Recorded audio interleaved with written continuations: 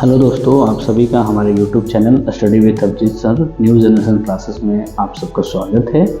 मैं आज यह वीडियो पॉलिटिकल साइंस का जो MCQ है क्लास 12th का जो इंग्लिश मीडियम में सेट नंबर 3 लेकर के आपसे सामने आया हूं।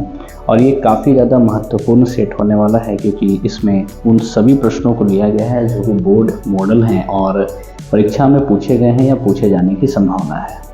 तो चलिए वीडियो को शुरू करते हैं। और यदि यह वीडियो आपको पसंद आएगा तो चैनल को सब्सक्राइब करें, वीडियो को लाइक करें और अपने दोस्तों के साथ ज़रूर शेयर करें। तो चलिए हम अपने पहले प्रश्न की तरफ चलते हैं। और हमारा पहला प्रश्न है कि आपने देखा कि who is the current prime minister of Pakistan, यानी आपसे पूछा गया है कि पाकिस्तान के वर्तमान प्रधानमंत्री कौन है। तो पाकिस्तान के वर्तमान प्रधानमंत्री जो हैं वो हमारे शहबाज शरीफ हैं, ठीक है, अभी जो करंट में हैं। दूसरा क्वेश्चन है हमारे पास कि when did India recognise Bangladesh, यानी बांग्लादेश को भारत ने कब मान्यता दी थी। तो याद रखिएगा 1971 में भारत ने बांग्लादेश को मान्यता दी थी। नेक्स्ट क्वेश्चन हमारे पास है कि India in 1965 and 1971 with which country was the war fought, यानी आपसे क्वेश्चन पूछा गया है कि 1965 1965 और 1971 1971 में भारत का किस देश के साथ युद्ध हुआ था। तो आपको याद रखना है पाकिस्तान के साथ इन दोनों वर्षों में युद्ध हुआ है। नेक्स्ट क्वेश्चन हमारे पास है कि prime minister of India signed the Shimla agreement, यानी भारत के किस प्रधानमंत्री ने शिमला समझौते पर हस्ताक्षर किया था। तो याद रखिएगा इंदिरा गांधी ने शिमला समझौता पर हस्ताक्षर किया था। नेक्स्ट क्वेश्चन हमारे पास है which leader was representing the Soviet Union at the time of Tashkent agreement, ठीक है, यानी आपसे क्वेश्चन पूछा गया है कि ताशकंद समझौते के समय सोवियत संघ जो कि सोवियत यूनियन है उसके तरफ से कौन जो है वो प्रतिनिधित्व कर रहा था, ठीक है ना, कौन जो है रिप्रेजेंट कर रहा था सोवियत यूनियन को, कौन सा नेता। हमारे पास ऑप्शन है स्टालिन, कोसिजिन, पुतिन और इनमें से कोई नहीं, यानी नन ऑफ दिस। सो हम जो है इसमें ऑप्शन नंबर बी की तरफ जाएंगे। कोसिजिन जो थे वो सोवियत यूनियन को रिप्रेजेंट कर रहे थे उस समय। नेक्स्ट क्वेश्चन हमारे पास है कि when did India conduct the first successful nuclear test, यानी कि भारत ने पहला सफल परमाणु परीक्षण को कब किया था। तो हमारा ऑप्शन याद रखिएगा 1974 में भारत ने पहली बार परमाणु का सफल परीक्षण किया था। नेक्स्ट क्वेश्चन हमारे पास है India which agreement was signed between India and Pakistan in 1972, यानी 1972 में भारत और पाकिस्तान के बीच किस समझौते पर हस्ताक्षर किया गया था। तो याद रखिएगा शिमला एग्रीमेंट। नेक्स्ट क्वेश्चन है India second successful nuclear test conducted, यानी कि भारत ने दूसरा सफल परमाणु परीक्षण कब किया था। तो याद रखिएगा 1998 में भारत ने दूसरी बार सक्सेसफुल न्यूक्लियर टेस्ट को कंडक्ट किया था। नेक्स्ट क्वेश्चन है कि in which year was Shimla agreement sign, यानी शिमला समझौता जो है वो किस वर्ष साइन किया गया था। तो याद रखिएगा 1972 में शिमला समझौता पर हस्ताक्षर किया गया था।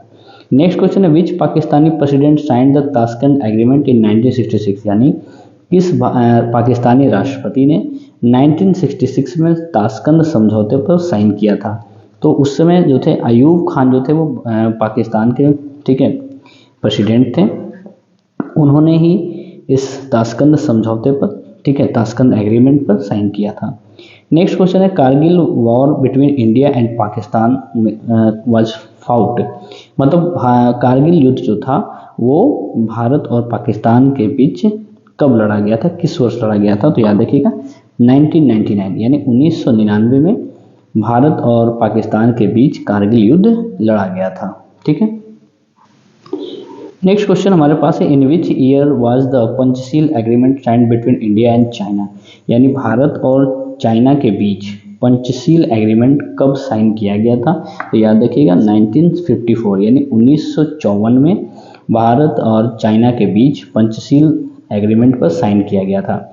नेक्स्ट क्वेश्चन है when did the non aligned movement came into the existence, यानी कि आपसे पूछा गया है कि गुट निरपेक्ष आंदोलन जिसको नॉन अलाइंड मोशन कहा जाता है, मूवमेंट कहा जाता है, वो कब अस्तित्व में आया था। तो याद रखिएगा 1960, एक मिनट, हाँ, तो इसका आंसर क्या होगा 1961। ठीक है। 1961 में नॉन अलाइंड मूवमेंट जो था वो चलाया गया था। नेक्स्ट क्वेश्चन है कि when was Tashkent agreement sign, यानी ताशकंद एग्रीमेंट कब साइन किया गया था?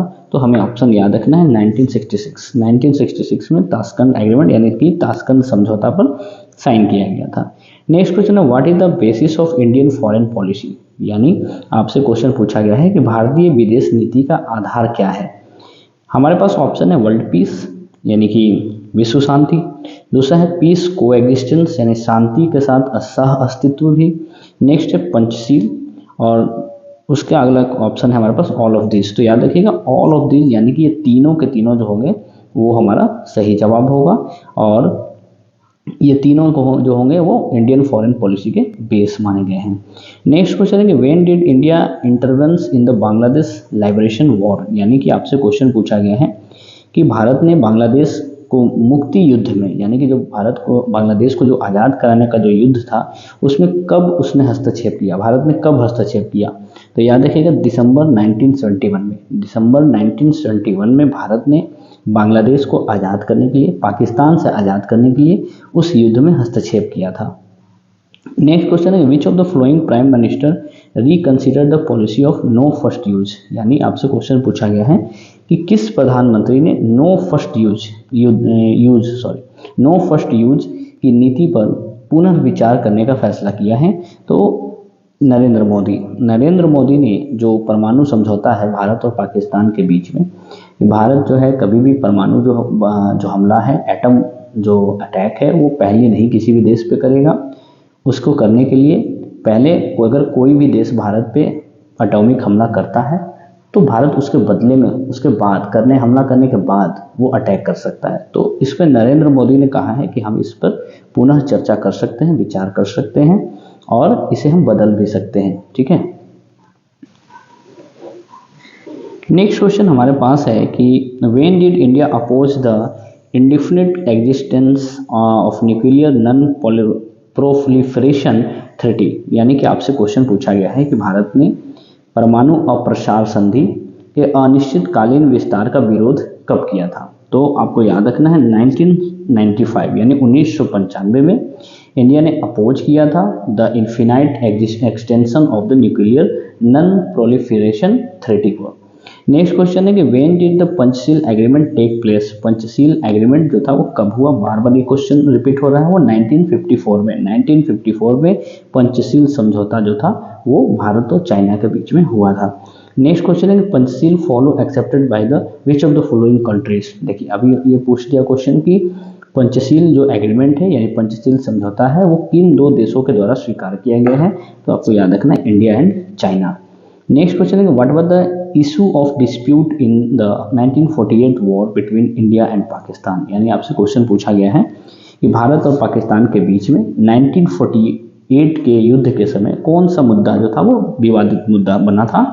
तो उसमें आपको याद रखना है कश्मीर ही एक ऐसा मुद्दा है जो भारत और पाकिस्तान के बीच ज़्यादा विवाद का कारण बना है।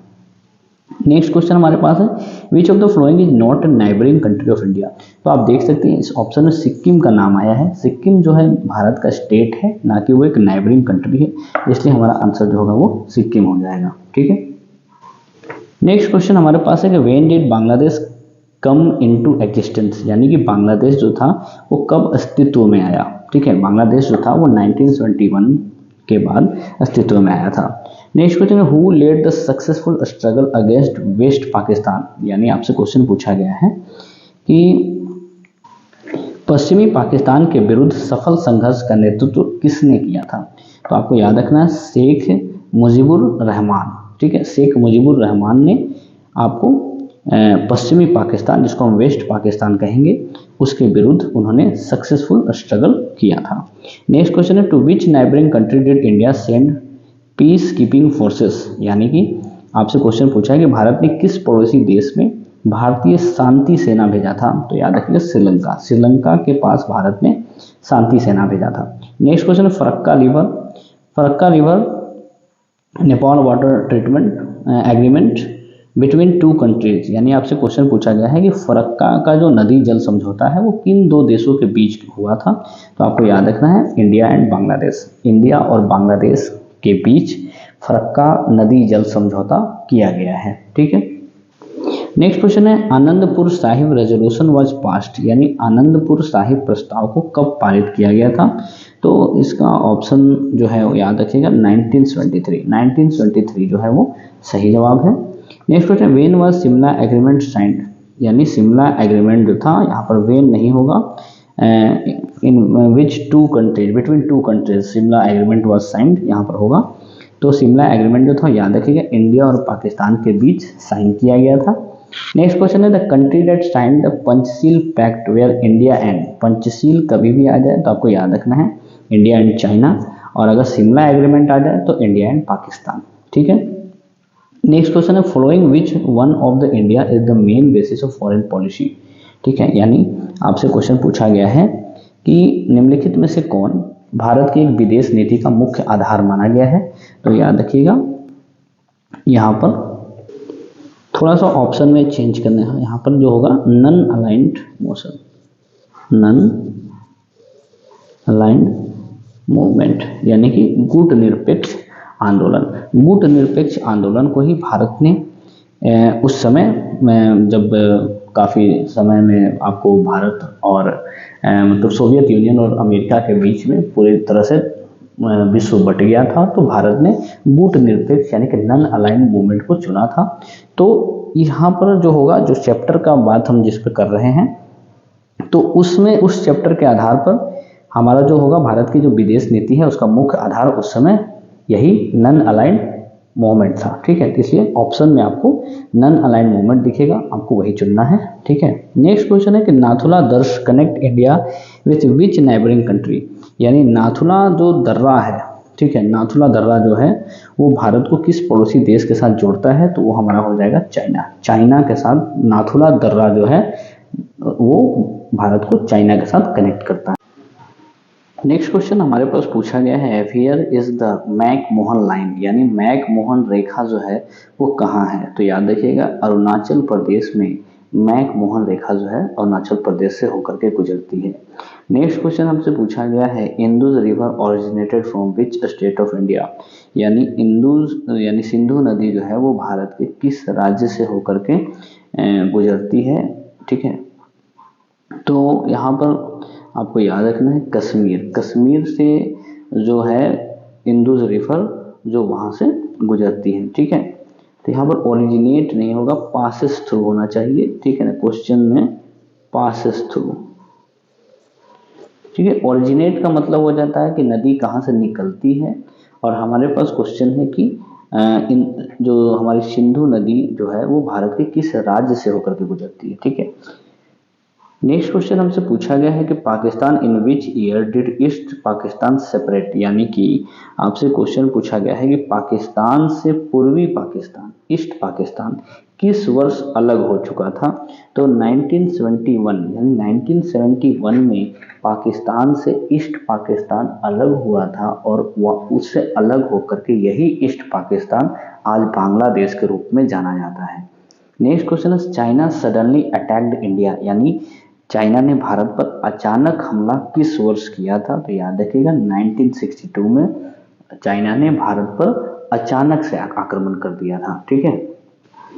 हमारे पास अगला क्वेश्चन है in which year did Lal Bahadur Shastri die, Lal Bahadur Shastri ji की मृत्यु कब हुई थी? तो याद रखिएगा 1966। ताशकंद समझौता पर हस्ताक्षर करने के तुरंत बाद जो है लाल बहादुर शास्त्री की मृत्यु हो गई थी। नेक्स्ट क्वेश्चन है who gave the slogan of non Congressism, यानी नन कांग्रेसिज्म का मतलब होता है कि गैर कांग्रेसवाद का नारा किस व्यक्ति ने दिया था? तो याद रखिएगा राम मनोहर लोहिया, राम मनोहर लोहिया ने ही नन कांग्रेसिज्म का स्लोगन दिया था। नेक्स्ट क्वेश्चन है what type of socialism did Congress adopt, यानी कांग्रेस ने किस प्रकार के समाजवाद को अपनाया है? तो याद रखिएगा उसने कांग्रेस ने डेमोक्रेटिक सोशलिज्म ऑफ ब्रिटेन, यानी कि ब्रिटेन का लोकतांत्रिक समाजवाद को कांग्रेस ने अपना रखा है। नेक्स्ट क्वेश्चन है who gave the slogan eliminate poverty, यानी कि गरीबी हटाओ का नारा किसने दिया है? तो याद रखिएगा इंदिरा गांधी ने गरीबी हटाओ का नारा दिया है। नेक्स्ट क्वेश्चन है who are the first women president of Indian National Congress, यानी भारतीय राष्ट्रीय कांग्रेस की पहली महिला अध्यक्ष, यानी first president of Indian National Congress, याद रखिएगा एनी बेसेंट। अगर कोई एग्जाम में आपसे पूछते हैं कि फर्स्ट इंडियन वुमेन प्रेसिडेंट, तो वहां आपको याद रखना है सरोजिनी नायडू। ठीक है। नेक्स्ट क्वेश्चन आपसे पूछा गया who was the first women president of India. पहली महिला राष्ट्रपति, भारत की पहली महिला राष्ट्रपति कौन थी, तो याद रखिएगा प्रतिभा पाटिल। नेक्स्ट क्वेश्चन है in which year did Janata Party came to the power at the centre, यानी कि केंद्र में जनता पार्टी किस वर्ष सत्ता यानी पावर में आई थी, तो याद रखना है 1977। नेक्स्ट क्वेश्चन पूछा गया है the first prime minister of a non Congress government was in 1980, यानी कि आपसे क्वेश्चन पूछा गया है कि भारत में गैर कांग्रेस सरकार के पहले प्रधानमंत्री कौन बने थे, तो याद रखना मोरारजी देसाई। मोरारजी देसाई जो थे वो पहले ऐसे प्रधानमंत्री थे जो कांग्रेस पार्टी से बिलोंग नहीं करते थे, गैर कांग्रेस पार्टी से बिलोंग करते थे, इसलिए इसका सही जवाब हो जाएगा मोरारजी देसाई। ठीक है।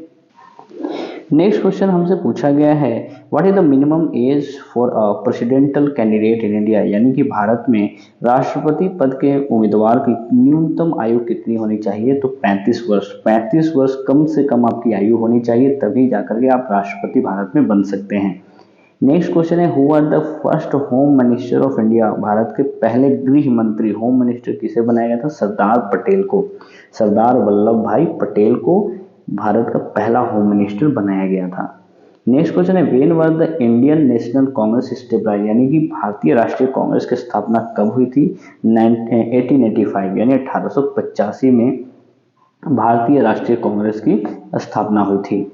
नेक्स्ट हमारे पास है in which year did the split in Congress occur, यानी कि कांग्रेस में विभाजन किस वर्ष हुआ था, तो याद रखिएगा 1969 में कांग्रेस जो था वो दो भागों में बट गया था। नेक्स्ट क्वेश्चन है जय जवान जय किसान का नारा किसने दिया था, तो आपको याद रखना है लाल बहादुर शास्त्री ने जय जवान जय किसान का स्लोगन दिया था।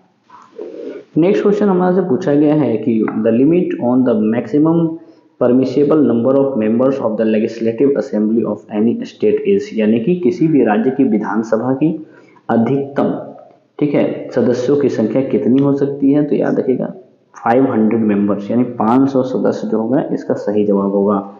नेक्स्ट क्वेश्चन आपसे पूछा गया है the position of the president of India is comparatively similar to which of the following, यानी भारत की जो राष्ट्रपति की स्थिति है वो उसकी तुलना जो है हम किससे कर सकते हैं, तो ब्रिटिश क्वीन, इसका सही जवाब हो जाएगा ब्रिटिश क्वीन, यानी कि भारत की राष्ट्रपति की जो स्थिति तुलनात्मक दृष्टि से अगर हम देखा जाए तो ब्रिटिश के महारानी से मिलती जुलती है। Next question what is the tenure of the members of Bihar legislative council, यानी बिहार विधान परिषद के सदस्यों का कार्यकाल कितना वर्ष होता है, तो 6 ईयर, याद रखिएगा 6 ईयर इसका सही जवाब है। नेक्स्ट क्वेश्चन आपसे पूछेगा what is the age required to be elected a member of legislative council, यानी कि विधान परिषद का सदस्य निर्वाचित होने के लिए कम से कम आपकी आयु कितनी होनी चाहिए, तो आपको याद रखना है 30 years. Next question what is the chairman of the legislative council called, यानी कि विधान परिषद के अध्यक्ष को क्या कहा जाता है, तो आपको याद रखना है चेयरमैन, यानी कि हिंदी में सभापति। ठीक है। नेक्स्ट क्वेश्चन हमसे पूछा गया है legislative council in the state legislature is known as, यानी कि राज्य विधान मंडल में विधान परिषद को किस नाम से जाना जाता है, तो याद रखिएगा अपर हाउस। नेक्स्ट क्वेश्चन है number of member in Bihar legislative council, number गलत ऑप्शन है, number of members in Bihar legislative council, यानी कि आपसे क्वेश्चन पूछा गया है कि बिहार विधान परिषद में सदस्यों की संख्या कितनी होती है, तो याद रखिएगा 75। नेक्स्ट क्वेश्चन है at least how many members are required to be present for quorum in the legislative assembly meeting, यानी कि आपसे क्वेश्चन पूछा गया है कि विधानसभा के बैठक में गण पूर्ति के लिए कम से कम कितने सदस्यों की स्थिति आवश्यक होनी चाहिए, तो याद रखिएगा 1/10 मेंबर ऑफ 10 और 10 मेंबर्स, यानी 1/10 मेंबर्स और 10 मेंबर और लगा हुआ है बीच में, या तो 10 मेंबर होने चाहिए या 1/10 मेंबर्स होने चाहिए। नेक्स्ट क्वेश्चन आपसे पूछा गया how many session of the legislative assembly are necessary in year, यानी कि एक साल में विधानसभा में कितने अधिवेशन कम से कम होने चाहिए, तो याद रखिएगा 2 सेशंस। ठीक है। नेक्स्ट क्वेश्चन हमारे से पूछा गया है in which 5 year plan was गरीबी हटाओ programme given a special place, यानी कि किस पंचवर्षीय योजना में 5 ईयर प्लान में गरीबी हटाओ कार्यक्रम को विशेष स्थान दिया गया था। तो आपको याद रखना है ये 5th 5 ईयर प्लान का हिस्सा था। 5th 5 ईयर प्लान जो कि 1974 से 1979 तक चला था, उसमें गरीबी हटाओ जो नारा था उसको विशेष स्थान दिया गया था। नेक्स्ट क्वेश्चन है कि what has been called the cornerstone of the arch of the cabinet, यानी कि कैबिनेट के मेहराब की आधारशिला किसे कहा गया है? तो याद रखिएगा प्राइम मिनिस्टर। नेक्स्ट क्वेश्चन है हु फाउंडेड ऑल इंडिया किसान कांग्रेस, यानी कि अखिल भारतीय किसान कांग्रेस की स्थापना किसने किया था? तो आपको याद रखना है जवाहरलाल नेहरू स्टेबलाइज्ड और फाउंडेड ऑल इंडिया किसान कांग्रेस। नेक्स्ट हमारे पास क्वेश्चन है who is called the agent of the centre in the governance of the state, यानी कि राज्यों के शासन में किसे केंद्र का अभिकर्ता कहा जाता है? तो याद रखिएगा राज्य का कभी भी बात हो तो उसका जो पावर होगा स्टेट में वो गवर्नर के हाथ में होता है, तो गवर्नर इसका सही जवाब हो जाएगा। By whom is the president of India elected, यानी प्रेसिडेंट ऑफ इंडिया जो होते हैं वो किसके द्वारा इलेक्ट होते हैं? याद रखिएगा बाय द इलेक्टोरल कॉलेज। ठीक है। Next question in which state of India was the first non Congress government formed, यानी कि आपसे पूछा गया है कि भारत के किस राज्य में पहली गैर कांग्रेसी सरकार बनी थी, यानी कि एक ऐसी सरकार जो कांग्रेस से बिलोंग नहीं करती थी वो किस राज्य में पहली बार बनी थी? तो याद रखिए केरला। केरला जो है ऐसी स्टेट थी जहां पर पहली बार नॉन कांग्रेस गवर्नमेंट बनी थी। नेक्स्ट क्वेश्चन है कि who among the following adopted the open door policy, यानी कि आपसे पूछा गया है कि किस निम्नलिखित में से किसने खुले द्वार की नीति को अपनाया था? तो याद रखिए चाइना ने ओपन डोर पॉलिसी को ठीक है एडॉप्ट किया था। नेक्स्ट क्वेश्चन है who among the following is not a founding member of Asian, यानी आसियान।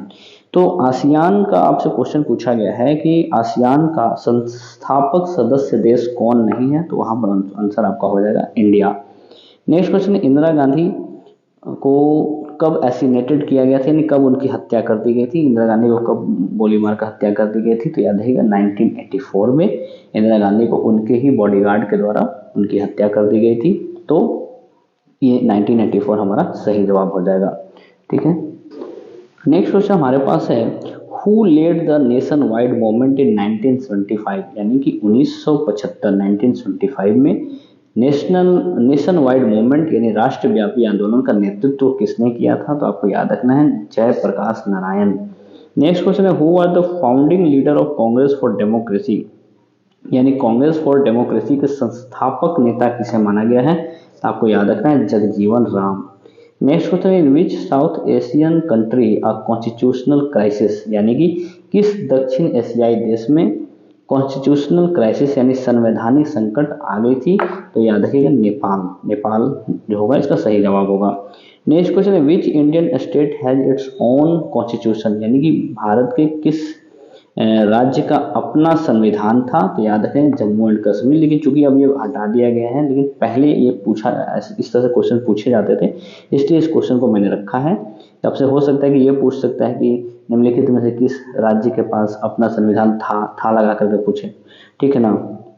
तो Jammu and Kashmir. Next question हमारे से पूछा गया which article of the Indian constitution provide for election, यानी कि आपसे क्वेश्चन ये पूछा गया है कि भारतीय संविधान का कौन सा अनुच्छेद जो होता है वो निर्वाचन का प्रावधान करता है, चुनाव का इलेक्शन का प्रावधान करता है? तो यहाँ होगा आर्टिकल 324।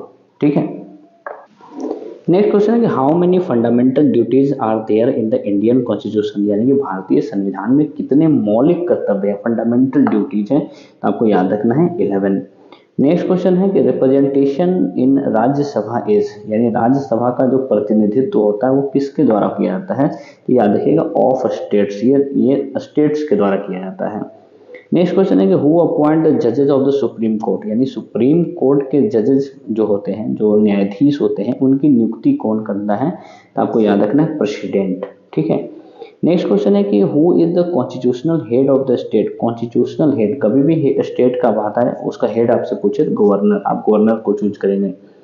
नेक्स्ट क्वेश्चन है कि which countries constitution of the world assembly is the biggest constitution, यानी आपसे पूछा गया है कि किस देश का संविधान विश्व का सबसे बड़ा संविधान है।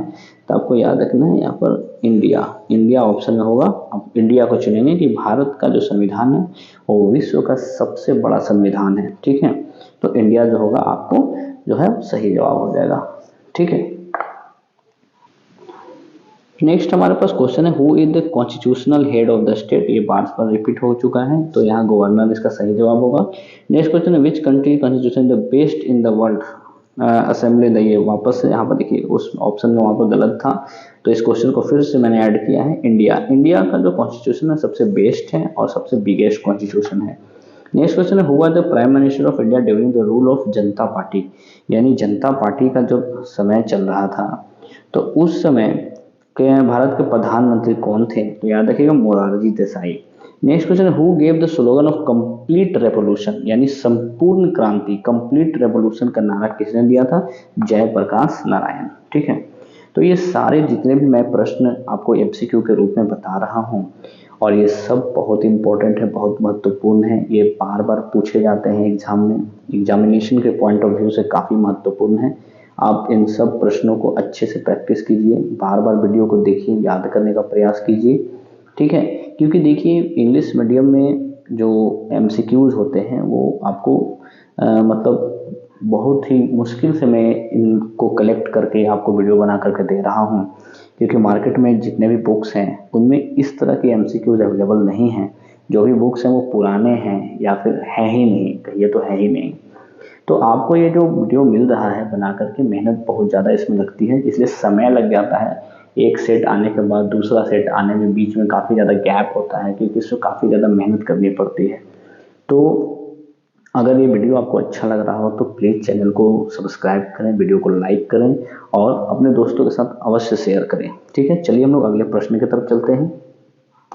नेक्स्ट हमारे पास क्वेश्चन है कि under which article national emergency is imposed in India, यानी भारत में किस अनुच्छेद के तहत राष्ट्रीय आपातकाल इमरजेंसी जो होता है वो लगा दिया जाता है। तो आर्टिकल 352 आर्टिकल जो होता है वो उसके तहत राज्य में इमरजेंसी यानी कि आपातकाल घोषित किया जा सकता है।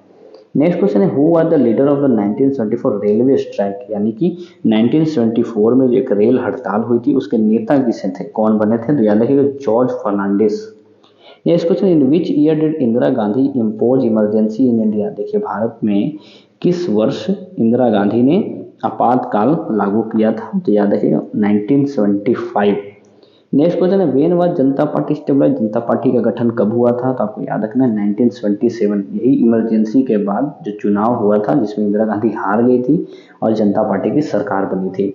नेक्स्ट क्वेश्चन है 20 point program is related to which prime minister, यानी 20 सूत्री कार्यक्रम जो होता है वो किस प्राइम मिनिस्टर से संबंधित है, तो आपको याद रखना है इंदिरा गांधी। ठीक है, नेक्स्ट क्वेश्चन है कि प्राइम मिनिस्टर ऑफ इंडिया जो होते हैं वो कैसे बनाए जाते हैं, इनको अपॉइंट किया जाता है, इनको इलेक्ट किया जाता है, नॉमिनेट किया जाता है और नन ऑफ दिस। ठीक है,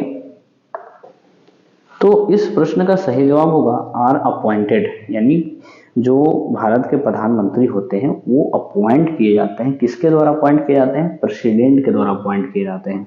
नेक्स्ट क्वेश्चन है which article of the constitution of India under which president of India can be impeached, यानी कि भारत के संविधान के किस अनुच्छेद के अधीन भारत के राष्ट्रपति को उनके पद से हटाया जा सकता है। ठीक है, इम्पीचमेंट लाया जा सकता है।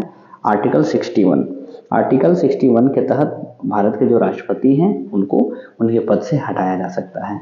Next question maximum number of member of Lok Sabha, यानी कि लोकसभा में अधिकतम सदस्यों की संख्या कितनी हो सकती है, तो आपको याद रखना है 552। ठीक है, तो ये सेट यहीं तक था विद्यार्थियों। हमने बहुत ही अच्छे इंपॉर्टेंट एमसीक्यूज को इसमें ऐड किया है। वीडियो काफ़ी लंबा हो जाता अगर मैं और भी क्वेश्चंस को ऐड करता। मैं इसके बाद का और भी सेट लेकर के आऊँगा जिसमें और भी इम्पोर्टेंट क्वेश्चंस होंगे। बस आपको इन सारे क्वेश्चंस को रिवाइज करना है, पढ़ना है और बार बार वीडियो देख करके याद करना है, प्रैक्टिस करना है, मतलब कहीं भी रट जाना है इन क्वेश्चंस को। ठीक है, ये क्वेश्चन इतने ज़्यादा इम्पोर्टेंट हैं कि आपकी परीक्षा में यहाँ से 100% आने वाला है और बस आपको बार बार इसको प्रैक्टिस करना है। ठीक है, तो मिलते हैं हम लोग अगले सेट में।